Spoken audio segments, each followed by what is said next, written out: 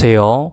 자, 오늘은 김태동의 1분 맥 행정학 기출풀이 13페이지에 위에 7번 문제 한번 풀어봅시다. 2021년 경찰 승진 문제인데 요 지금 내용은 정부 실패와 관련된 기본 그 이론이지만 요 안에 선지에서 투표의 역설이 나왔기 때문에 요와 관련해서 여러분들이 에로우 불가능성, 그렇죠? 공공선택론의 주요 이론 중에 하나인 에로의 불가능성 정리, 그걸 심화 기출문제를 한번 풀어보도록 합시다. 자, 먼저 7번 문제 해결하죠. 울프가 주장한 정부 실패의 유형 중 이 내부성에 해당하는 것으로 가장 적절하지 않은 것은, 요건 이제 기본이죠, 문제가. 우리가 이제 정부 실패, 암기 방법, 비내파분, 그렇죠? 비용과 수익 간의 어떤 단절로 생기는 X의 비효율성, 그리고 내는 내부성, 그 다음 파는 파생적 외부 효과, 그 다음에 분은 분배적 불공평성, 각각 해당되는 내용을 다 알고 있어야 되는데, 그 중에서 이제 이 내부성의 이제 개념은 어떤 사적 성질했던 조직의 내부 목표 추구, 어떤 조직의 위신이나 조직의 성장과 발전으로 인한 어떤 사회적 목표, 공익과의 어떤 괴리 현상을 보이는 것. 어쨌든 간에 이 내부성이라는 것은 이 사적 목표를 설정해서 어떤 쪽수를 늘리고 예산을 평창시키려고 하는 것. 그게 이제 내부성의 유형 중에 첫 번째가 니스카넨의 예산 극대화 모형, 또 파킨스 법칙, 이렇게 해서 이제 예산 극대화가 이루어진다라는 거. 그 다음에 이제 두 번째는 어떤 관할 정보의 어떤 독점적 획득과 통제로 인해서 어떤 비밀성에 의한 정보는 권력이다, 이렇게 생각하는 거. 그 다음에 이제 세 번째는 최신 기술에 집착한다 했겠죠. 그러한 사항이 이 내부성에 대한 내용이라 했습니다. 자, 그럼 일단은 먼저 보면 더 많은 예산의 확보, 그리고 최신 기술의 집착, 그리고 정보와 지식의 독점, 여기 이제 전부 다 내부성에 대한 거고, 이 투표의 역설은요, 요거는 에로의 불가능성에 대한 그 내용 정리에서 우리 배웠던 걸 생각하셔야 됩니다. 자, 그럼 우리 내용 시간에 공공선택론에 있던 주요 이론 중에 에로의 불가능성 정리, 배웠던 거 한번 쭉 한번 정리해 봅시다.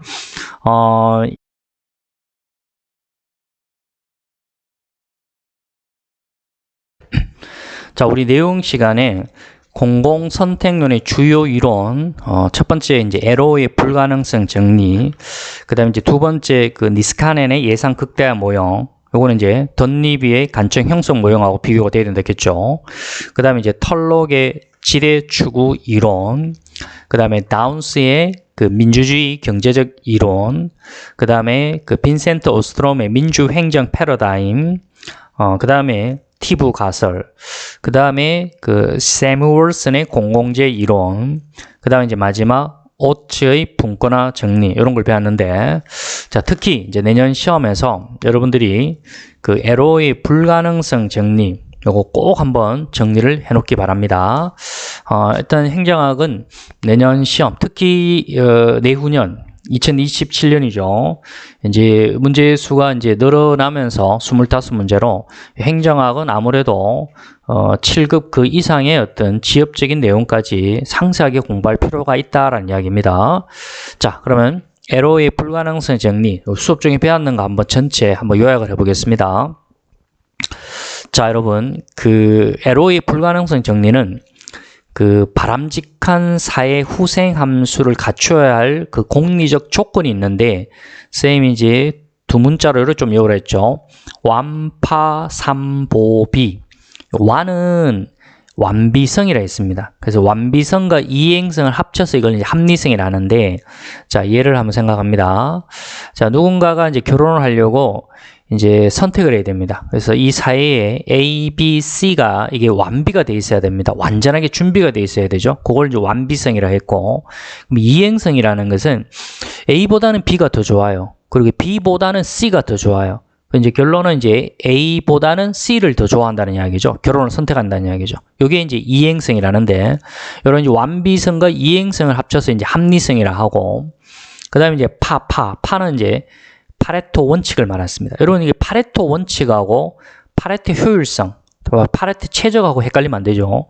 파레토 효율성과 파레토 최적은 그 자원 배분이 가장 효율적으로 이루어진 최적의 상태를 말하는 거고, 이 파레토 원칙이라는 것은 사회의 모든 사람이 A보다 B를 선호하면 사회도 A보다 B를 선호해야 된다 했습니다. 이걸 이제 파레토 원칙이라고 이야기했고, 그 다음에 이제 3은 무관한 대안으로부터 독립성이라 했습니다. 자, A와 B의 두 사회 상태를 비교할 때 관련 없는 제3의 선택 가능성, 예를 들어 뭐 Z가 존재한다면 그 Z의 존재가 이들 사이의 선호 순위에 영향을 주지 말아야 된다 했습니다. 이게 바로 무관한 대안으로부터의 독립성이라고 이야기했고, 완파 3보비, 보는 바로 보편성이라 했습니다. 개인의 선호에 대한 비제약성이 이루어져야 된다 했습니다. 이게 보편성이고, 그 다음에 이제 마지막 B는 비독재성이라고 이야기했습니다.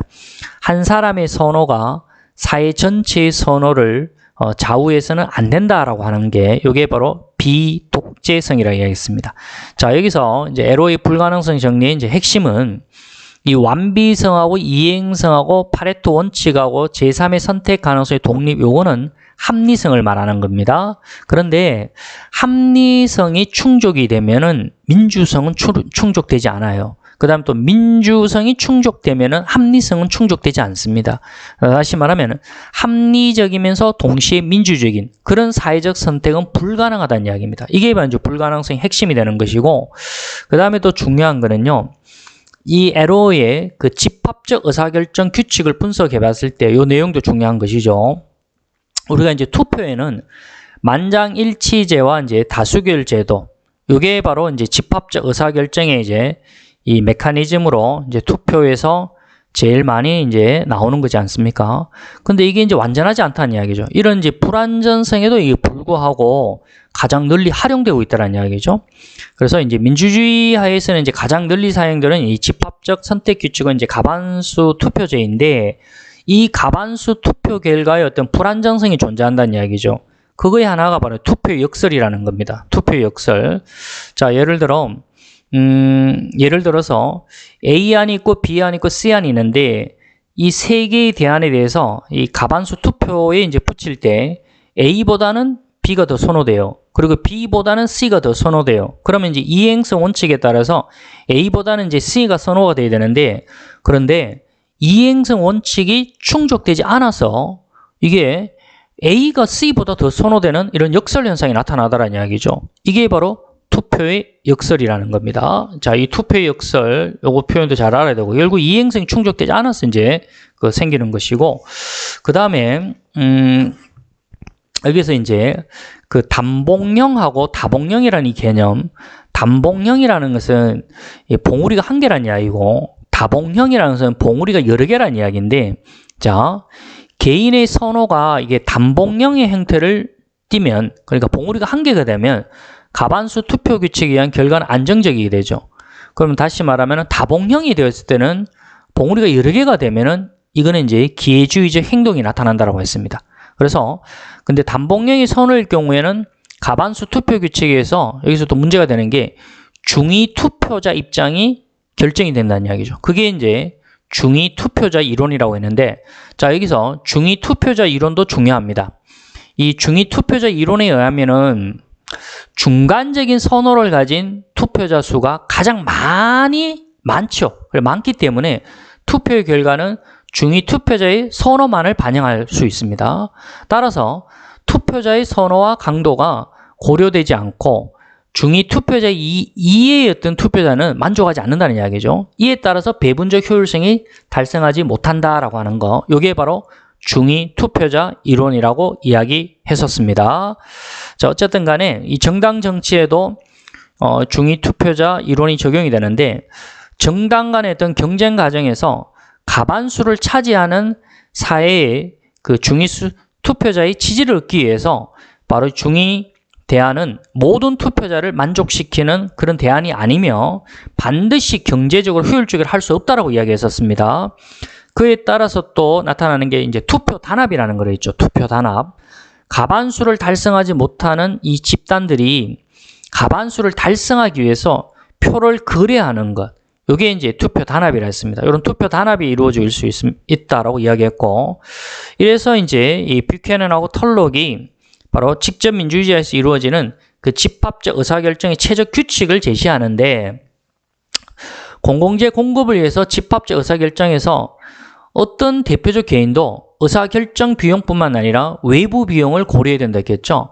이 의사결정 비용이라는 것은 의사결정 과정 자체에 소요되는 어떤 자원이라든가 시간, 노력, 만장일치와 같이 동의자의 수를 많이 요구할수록 이 의사결정 비용은 커져간다 했고, 외부 비용이라는 것은 개인들의 선호에서 벗어나는 결정으로 인해서 부담하게 되는 비용, 이게 이제 외부 비용이라는데, 독재와 같이 동의자 수가 적게 요구될수록 이 외부 비용은 이제 커지게 되는 것이죠.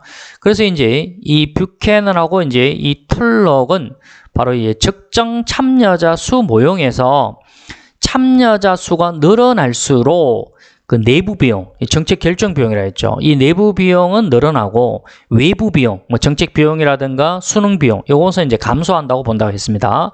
따라서 이 총 비용의 어떤 극소화와 어떤 동의의 어떤 극대화를 조화시켜서 적정 참여자 수를 정해야 한다고 강조하는 게 이게 바로 뷰캐넌하고 털록이 제시하는 가장 효율적인 적정 참여자 그 수를 구하는 모형이라고 이야기했었습니다.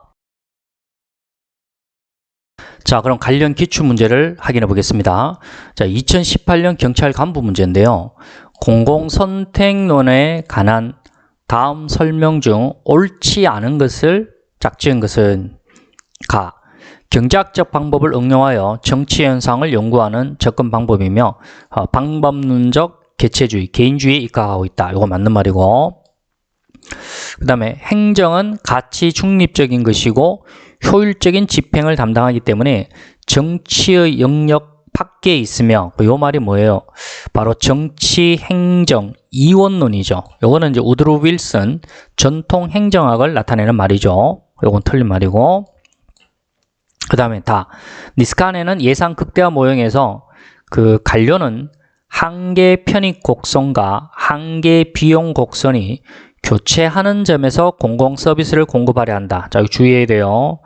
관료의 공공 서비스 공급 입장인지 아니면 정치인의 공공 서비스 공급 입장인지 이거 선생님 구별하겠죠.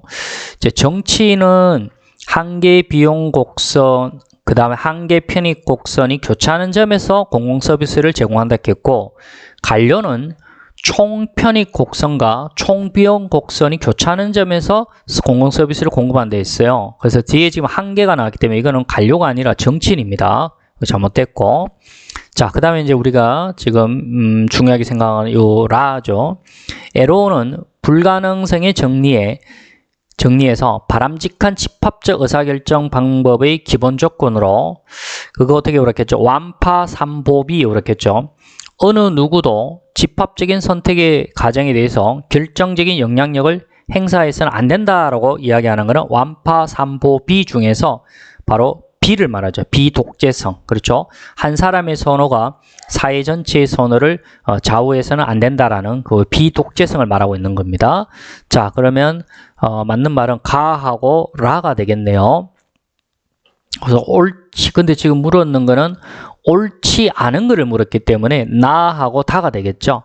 그러면 정답은 바로 2번이 답이 되겠고, 자, 그 다음 2016년 사회복지지 구급 문제입니다. 자, 에로가 제시한 바람직한 집합적 의사결정 방법의 기본 조건이 아닌 것은 했습니다. 집단의 선택 과정은 합리적이어야 된다. 합리성. 우리가 이제 합리성에서는 이제 완비성하고 이행성이 있다라고 이야기했고, 그 다음에 2번, 개개인의 선택의 자유가 제한되어서는 안 된다라고 하는 것은 개인의 선호에 대한 비제약성, 이거는 이제 보편성을 말하는 거고, 그 다음에 3번, 어느 누구도 집합적 선택의 과정에 대해서 결정적인 영향력을 행사해서는 안 된다는 것은 비독재성을 말하는 거고, 그 다음 두 대안에 대한 개개인의 선호 순위는 두 대안뿐만 아니라 제3의 대안도 고려하여 결정된다. 아니죠. 바로 요거는 그 무관한 대안으로부터의 독립성이라 해서 제3의 선택 가능성, 이 Z의 존재가 이들 사이의 선호 순위에 영향을 주지 말아야 된다고 했습니다. 그래서 정답은 4번이 답이 되겠고, 그 다음에 2012년 국회직 8급 문제가 되겠습니다. 에로우가 제시한 그 투표의 공정성을 보장하기 위해 충족되어야 할 조건으로서 옳지 않은 것. 1번. 각 개인은 의사결정 대안들에 대해서 이행적이든, 그래서 이행성이 갖추어져야 된다 했고, 상황에 만약에 이행성이 갖추어지지 않으면은 바로 투표의 역설이 생긴다 했죠. 그래서 이행성이 충족돼야 된다 했고, 상황에 맞는 기회주의적 투표가 가능하다. 이거 이제 단복령하고 이제 다복령에서 선생님이 설명했는 거죠.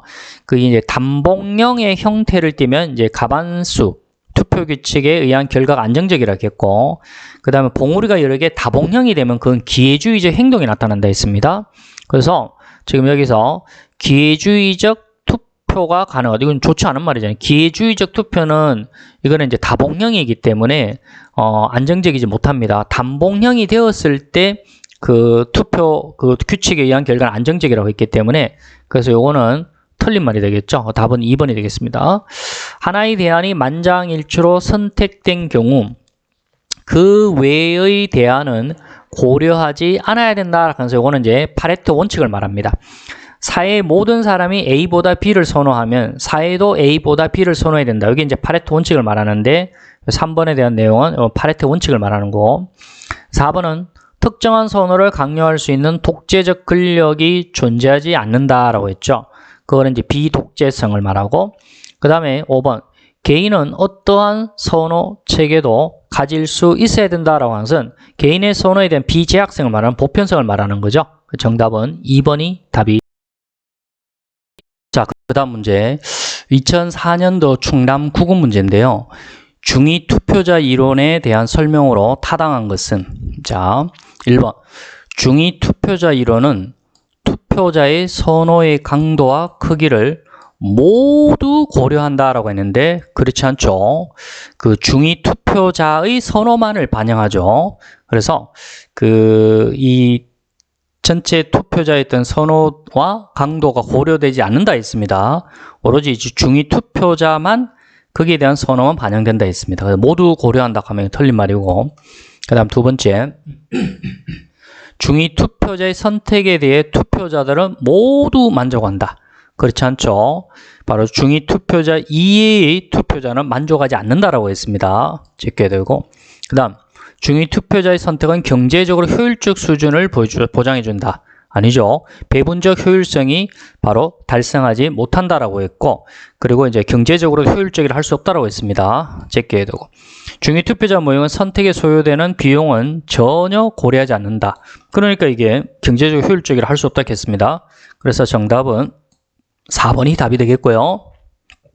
자, 이제 마지막 문제. 2011년 전환 특채에 대한 문제인데, 공공선택력에 대한 다음 설명 중 올바르지 않은 것. 공공선택력에 대한 일반적인 그 문제 유형은 다음 시간에 한번 정리하도록 하죠. 1번. 공공선택론에 따르면 이렇게 생각하겠죠. 공공이 시장 경쟁을 선택한다. 이렇게 생각을 했어요. 그래서 공공부문에서도 시장에서처럼 소비자의 선호를 반영하면서 파레토 최적을 구현하여 사회 총효용을 극대화할 수 있다고 가정한다. 이게 공공선택론의 일반 이론이고, 그 다음에 이거 나오죠. 투표의 거래 모형에 따르면, 그리고 우리가 이제 공공선택론의 그 주요 이론 중에 에로의 불가능성 정리, 여기서 나오는 거죠. 에로의 불가능성 정리. 그 거래 모형에 따르면 대의민주주의 하에서는, 그렇죠, 투표의 거래, 투표의 단합에 의해서 정부 사업이 평창할 수 있다. 여기 이야기했는 거고, 그 다음에 니스카넨에 따르면 합리적 관료들은 소속 부서의 예산 규모를 축소하게 하는가, 예산 극대화 모형인데요. 제목만으로도 풀 수 있는 거 아니겠습니까? 정답 3번이고, 그 다음 정치적 경기 순환론에 따르면 정치인들은 선거에서 득표율을 높여 승리하기 위하여 선거 직전에는 경기 부양책을 펴나가고 예산도 극대화시킨다고 보았다. 일반적인 이야기고 맞는 말이고, 자, 이렇게 해서 그 에로의 불가능성 정리, 요거 뭐 투표 단합이라든가, 그 다음에 투표의 역설이라든가, 그 다음에 중위 투표자 이론이라든가, 그리고 그 뷰캐넌하고 털록의 그 효율적인 집합적 의사결정 규칙, 요거 중요합니다. 뷰캐넌하고 털록은 이 수직적 민주주의 하에서 이루어지는 그 집합적 의사결정의 최적 규칙, 그게 무엇이냐? 그거 이제 선제에서 찾아낼 수 있어야 되겠죠. 그 두 가지 비용 함수의 어떤 수직적 합이 최소로 되는 점이 있죠. 그게 이제 두 가지 비용을 합한 총 비용이 최저인 점. 그것의 구성원의 동의를 얻는 것이다 라고 이야기했었습니다. 자, 여기까지 잘 정리 부탁드리겠습니다. 자, 다음 시간에는 공공선택론의 일반적인 내용에 대한 기출문제를 풀이